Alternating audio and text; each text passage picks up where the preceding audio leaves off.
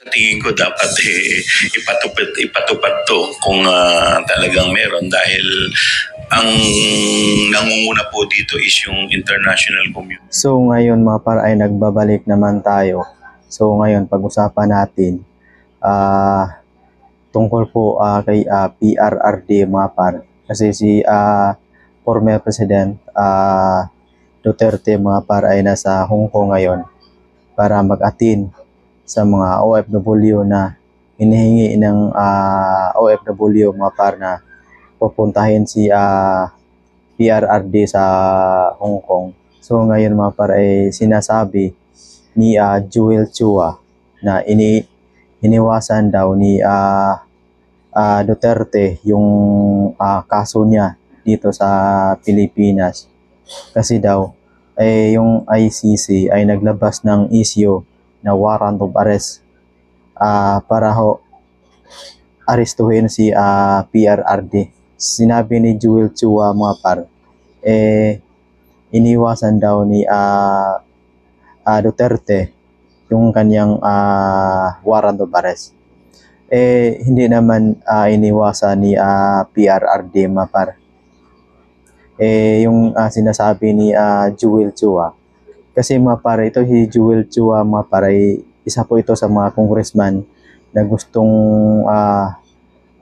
mapatalsik si BP Sara. Isa po ito mga par sa mga leader, sa mga congressman na gustong mapatanggal yung mga Duterte sa posisyon dito sa Pilipinas mga par.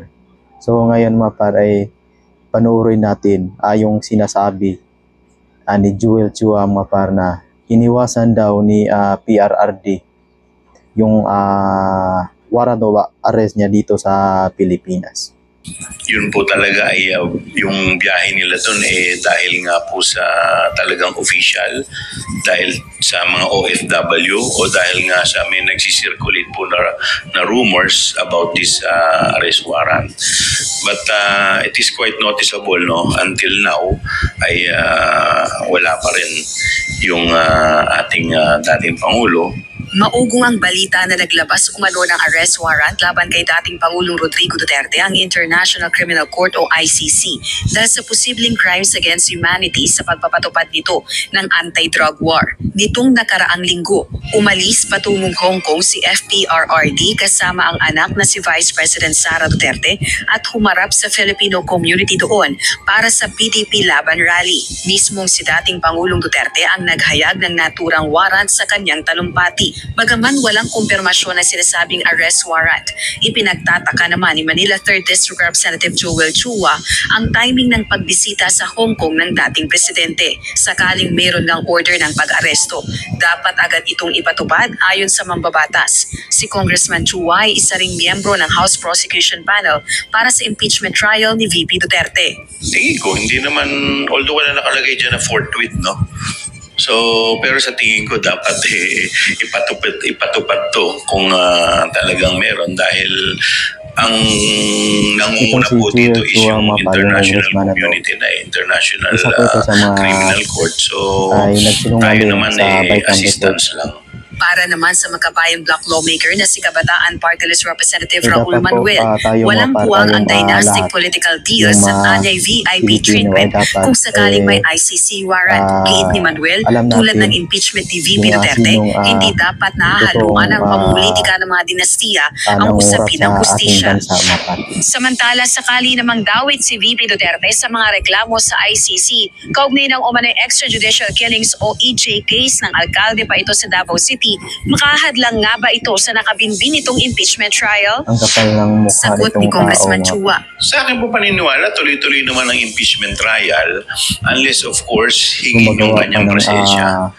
So kung kinailangan yung kanyang presensya, dun medyo siguro magkakaroon ng problema. Kasi kung wala naman po siya, kung hindi naman po siya uma-attend, po pwede po kasi nakalagay po sa rules na i-enter po na not guilty. So pwede pong tumuloy pa rin po. Sa Article 5 ng impeachment complaint laban kay VP Duterte, nakasaad na nakagawa umano ito ng high crimes dahil sa extrajudicial killings o EJ case ng Davao Death Squad o DDS ng Davao City Mayor pa ito mula 2010 hanggang 2013 at 2016 hanggang 2022.